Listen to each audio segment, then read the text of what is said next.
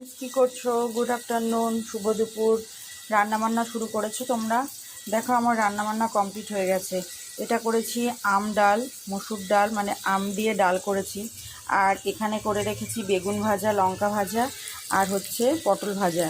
আর আজকে chicken mutton কিছুই না, এটা হচ্ছে পার্শে মাছ ধনেপাতা দিয়ে। তো কাদের ভালো লাগে পার্শে মাছ খেতে ধনেপাতা দিয়ে আমাকে কমেন্ট করে জানিও। আর এটা করেছি ধনেপাতা বেটে, ধনেপাতা, টমেটো, কাঁচা লঙ্কা, রসুন দিয়ে বেটে নিয়েছি। বেটে নিলেই তো সহজে হয়ে যায়।